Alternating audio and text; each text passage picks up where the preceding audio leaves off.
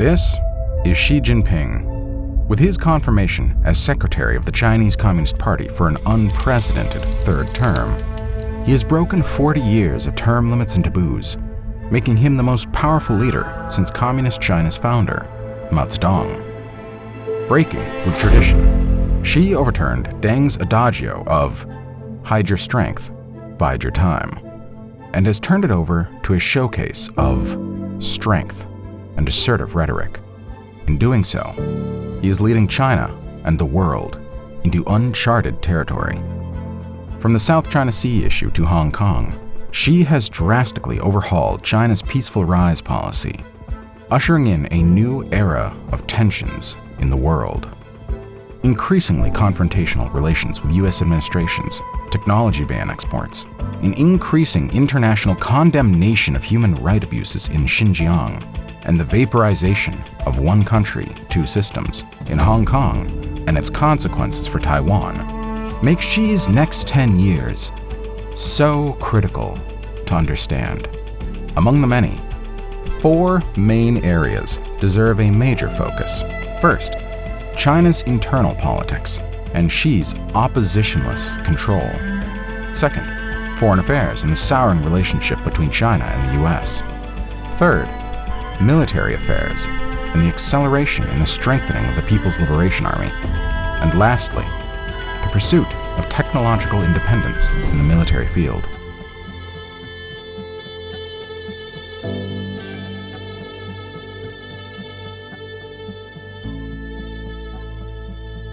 During the 20th Congress of the Chinese Communist Party, the CCP, Xi Jinping was re-elected for a third consecutive term. This is a big deal. It ends more than 46 years of political reforms inside the CCP, started in 1976. With Mao's death, modern China's spiritual father, Deng Xiaoping, used his political influence to have the 2 consecutive term rule enshrined in the CCP constitution. The goal? Avoid Mao's era cult of personality and political violence. For more than 40 years, this rule ensured that the different ideological factions could coexist inside the party and find their way to power, bringing new ideas and preventing the over-concentration of power, the so-called democratic dictatorship. With his third term, Xi essentially dumped away Deng's political legacy and any democratic residue with it, cementing his own personal power, effectively reconnecting with the ways of the PRC's founder, Mao Zedong. Xi's third term main political victory is the ousting of any opposition from the party's main control room, the Political Bureau, or Politburo. Until Xi's second term, the 7-men Politburo Standing Committee, the PSC, the 25 men, and now 24 with no female representation, enlarged Politburo, and the 400-men Central Committee, had 3 main competing factions linked to powerful figures within the Communist Party. The so-called Zhejiang Army, united around Xi, the Shanghai Gang, close to former Secretary Jiang Zemin, and the Taunpai faction, close to Xi's direct predecessor, Hu Jintao. This ensured the balancing out of the secretary's power. For example, a key political figure, like Li Keqiang, whose protege, acted as premier under Xi's first and second term, and was the second highest member inside the PSC. Now, also thanks to the facade of anti-corruption policies, both Jiang and Hu's factions almost completely vanished from apical positions. Xi's pervasive rule over the party and the state has broken 40 years of the faction systems, concentrating all the power to his person. As the party charter recites, government, the military, society and schools, north, south, east, and west. The party, or better said, Xi, leads them all. The lack of opposing voices inside China control rooms might also be a factor of an increasingly assertive international posture. The militarization of the South China Sea, the territorial disputes with India, Southeast Asian countries, Japan, and Korea, and the crackdown in Xinjiang and Hong Kong, and the consequent breaching of one country, two systems, are all examples of Xi's aggressive foreign policy. But what about the future?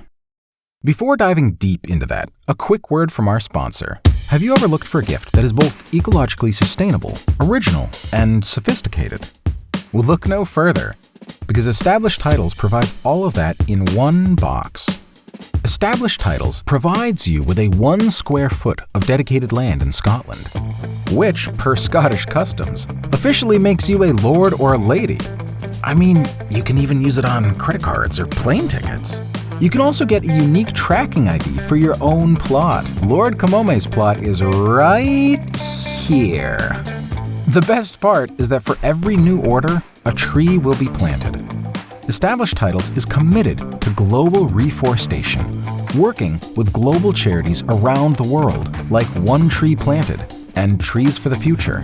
Established Titles is a fun and novel way to preserve the natural woodlands of Scotland, while helping global reforestation efforts.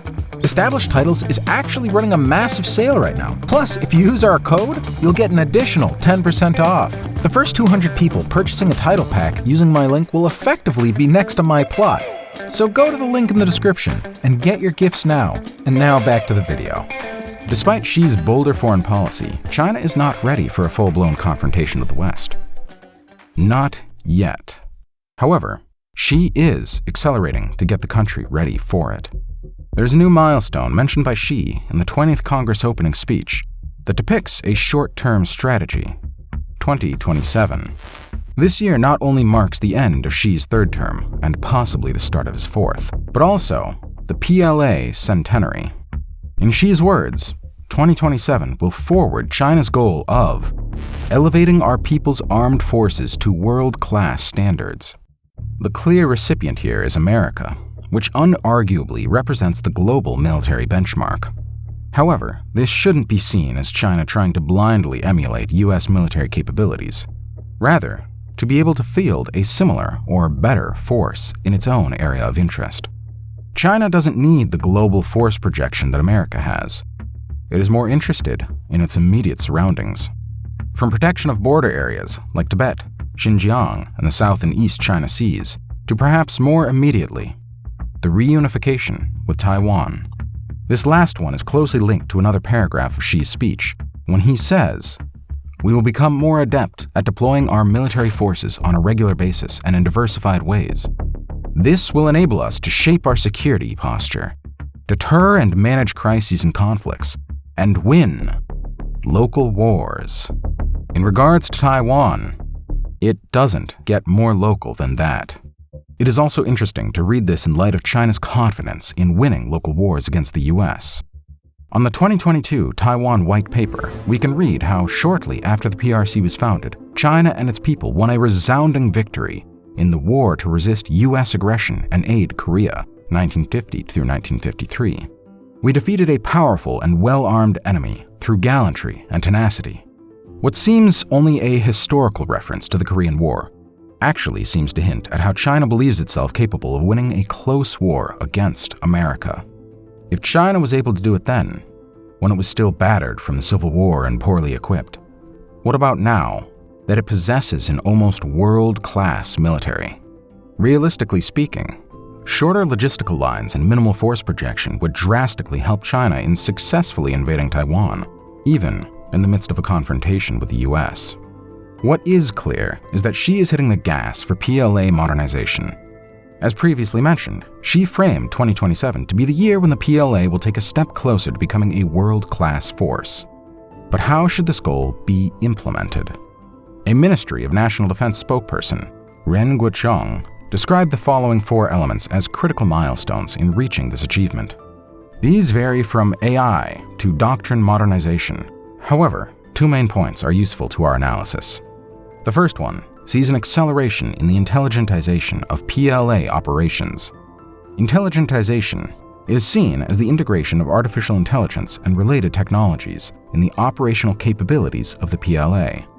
AI is seen as a force multiplier in PLA doctrine, thought to enable China the achievement of military superiority over stronger militaries, like the US. The second one expands on a major tenet of Xi's ideology, the military-civil fusion, 居民融合 in Chinese. The military-civil fusion, MCF, is embedded in Chinese strategy, and the U.S. Department of Defense describes it as a nationwide endeavor that seeks to fuse China's economic and social development strategies with its security strategies. This last one is a major concept in both operative scenarios, like in building logistical and supply lines for the invasion of Taiwan, but also in supporting the development of new technologies, like semiconductors and AI. In Xi's view, the MCF is a major factor in strengthening the PLA, and thus achieving China's foreign policy goals. Similarly to Western countries' industrial defense policies, China's MCF is based on mutually beneficial relationships between the state and private defense firms. For example, big companies like Raytheon in the US or Thales and Leonardo in Europe have developed symbiotic relationships where the state relies on the domestically produced technological know-how, and the companies rely on national procurements. In the Chinese case, MCF adds another step to this. The governmental fundings is used not only to explore new technologies, like DARPA does in the US, but also to help companies obtain commercial viability. This makes it possible for these to elude the markets and not compete directly against more mature players, giving them a chance to fight and become viable. This is also important as the state can direct these companies' production in spite of their commercial viability. And this is a major factor in a possible war with the US.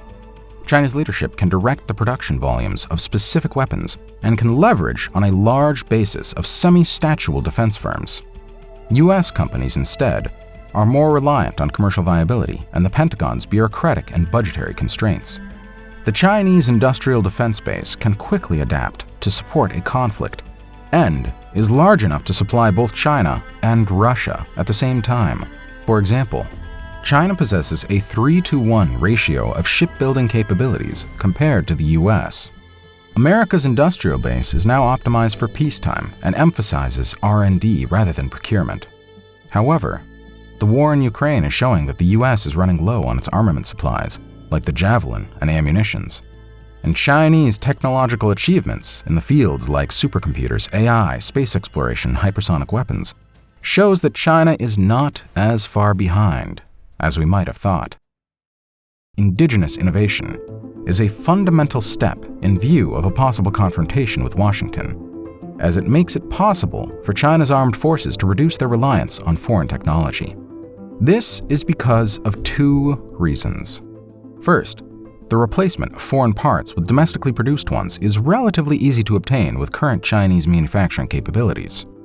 Lengthy development of weapon systems means that state-of-the-art technologies are rarely used. For example, much of the domestically produced chips used in night vision goggles or navigation systems still uses old 40 and 20 nanometer chips. For comparison, modern Apple computers use a 5 nanometer architecture. Also, Chinese manufacturing capabilities that supply global markets can easily cover the smaller military production volumes. Second, technological independence holds the advantage of making China capable of pursuing its foreign policies without fear of supply blockades. The example of the Russian invasion of Ukraine lays out a clear scenario for China. Russian equipment relied too much on foreign-made chips and sensors used in their jet avionics and tanks, and the bans on the export of such materials caused significant performance drops. In the case of an invasion on Taiwan, China would face a similar situation, with sanctions and export bans being thrown its way. Technological independence frees Xi to pursue its assertive foreign policy objectives, in spite of the international community's possible disagreement. And in the next decade, we should expect an acceleration in the development of domestic military technology. China has already shown the world that it is capable of achieving such independence fast and with impressive results. A major example is the development of the JM5400 GPU used in the PLA drones and aircrafts, which, starting back in 2018, replaced the Canadian-made M9 GPU. Another instance is presented by supercomputers, used in developing and testing of new technologies, such as hypersonic missiles and new wing design. In 2015, the Obama administration halted the export of Intel Xeon Phi processors to China. And just a year later, in 2016, the military Jiangnan Institute of Computing Technology, in cooperation with Semiconductor Manufacturing International Corporation, SMIC, completed the indigenous Sunway Taihu Light, which briefly held the title of the world's fastest supercomputer. In the next 10 years, we should expect an even stronger push towards technological independence in China, which Xi aims at making a SNT powerhouse. China will undergo many changes in the next 10 years. The main trend will see a further push to diminish the country's reliance on foreign technologies and products, a strengthening of its armed forces capabilities, and a more independent foreign policy. We should also expect a more combative rhetoric with the US over issues like Taiwan, Hong Kong, and Xinjiang. If you liked this video, please leave a like, share, and subscribe. If you particularly enjoyed it, then check out the Patreon page in the super secret Discord, link in the description. In any case, thank you so much for watching, and